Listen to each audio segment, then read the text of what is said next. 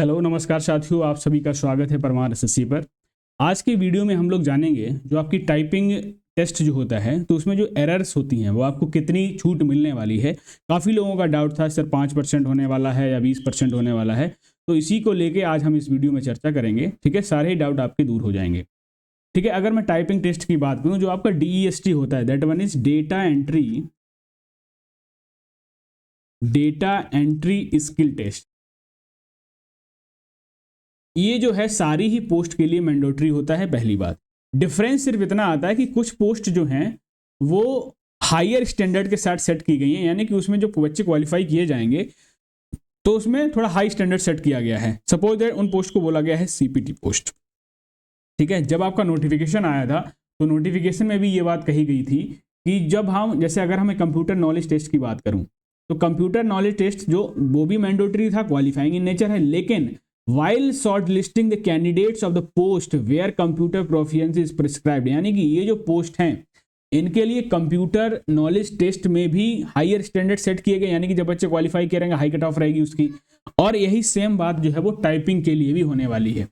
जब आप टाइप करोगे तो इन सारी पोस्ट के लिए suppose that assistant section officer हो गया, CSS MEA AFHQ हो गया, ठीक है, assistant in serious fraud investigation officer हो गया, असिस्टेंट GSI हो गया, ठीक है, असिस्टेंट इन मेट्रोलॉजिकल हो गया, इंस्पेक्टर हो गया, प्रिवेंटिव ऑफिसर हो गया। इन तमाम पोस्ट के लिए जो है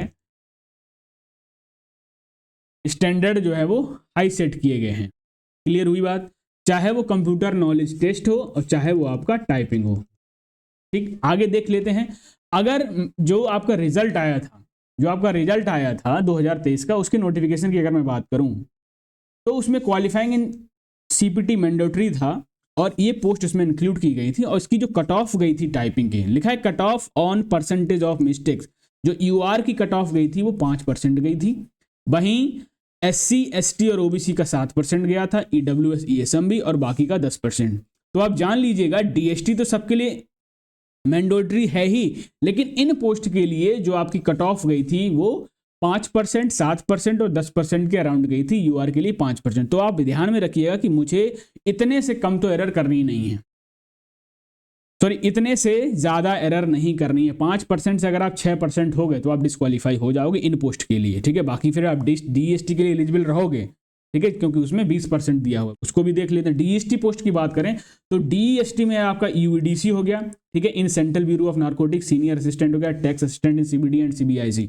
तो इसके लिए अगर मैं बात करूं तो UR के लिए 20%, OBC EWS के लिए 25% और ऑल अदर कैटेगरी के लिए 30%। ठीक है ना? तो अगर मैं बात करूं DST पोस्ट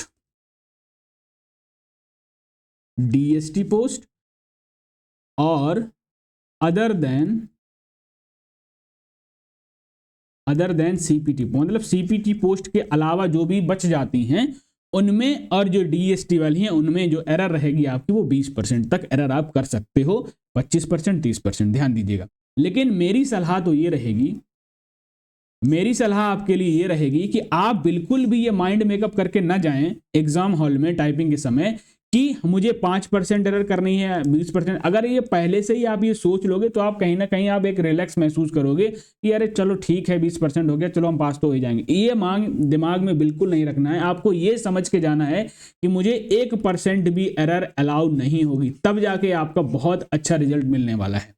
तो क्योंकि टाइपिंग तो आपने सीखी है, ठीक है, आप एक्यूरेसी के साथ भी जाने वाले। एरर जो होंगी वो एक बाद की बात है, लेकिन ये माइंड में भी ध्यान रखना कि इतने समय ज्यादा नहीं जाना है, और ये बात भी ध्यान में रखनी है कि ऐसा समझ के चलना है कि मुझे एरर अलाउ है ही नहीं।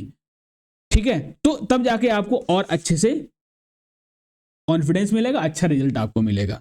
तो इस चीज का ध्यान रख लिया। बाकी चीजें मैंने दोनों बता दी हैं। अगर मैं एरर काउंट की बात करूं, देखिए एरर जो है वो कैसे काउंट होगी। फुल मिस्टेक्स जब भी काउंट किया जाएगा कैसे, for every omission of a word और फिगर। अगर आपने कोई भी वर्ड या फिगर आपने छोड़ दिया, ठीक है, तो वो फुल मिस्टेक मानी जाएगी।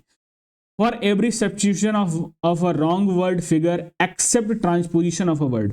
इसकी मैं चर्चा जो है आगे वाले में करूंगा। यानी कि कोई वर्ड आपने स्किप कर दिया, ठीक है, एक वर्ड की जगह दूसरा वर्ड लिख दिया, तो भी आपकी फुल मिस्टेक मानी जाएगी।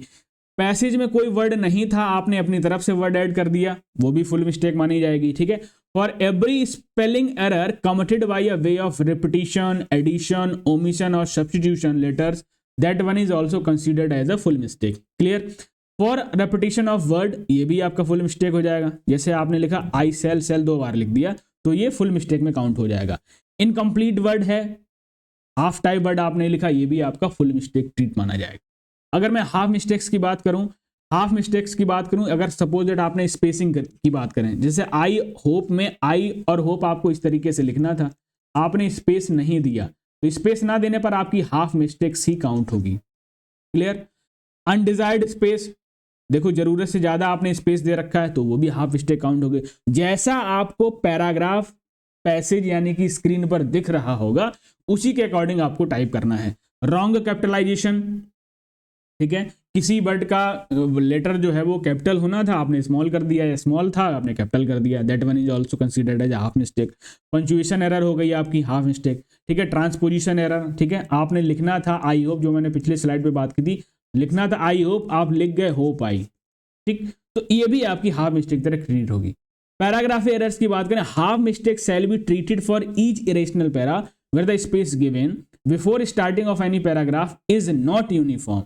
Paragraph given manual spaces without pressing the tab key will be treated as half mistake. तो इस चीज को भी आप ध्यान रखिएगा, ठीक है। जहां से पैराग्राफ स्टार्ट हो रहा होगा, सपोज दैट पैराग्राफ यहां से लिखा हुआ है, ठीक, अगला पैरा यहां से लिखा हुआ है, तो ये जो आप स्पेस देख रहे हो, ठीक है, तो यहां से यहां तक आने के लिए आपको एक टैब की दबानी पड़ेगी, तब आके आप यहाँ पे आ, अगर नहीं होगा तो आप नहीं दबाएंगे, ठीक है। ये आपको स्क्रीन पर दिख रहा होगा, तो वो चीज, तो वो भी एज हाफ मिस्टेक काउंट होगा। तो उम्मीद करते हैं सारी चीजें आप जान गए होंगे, ठीक है।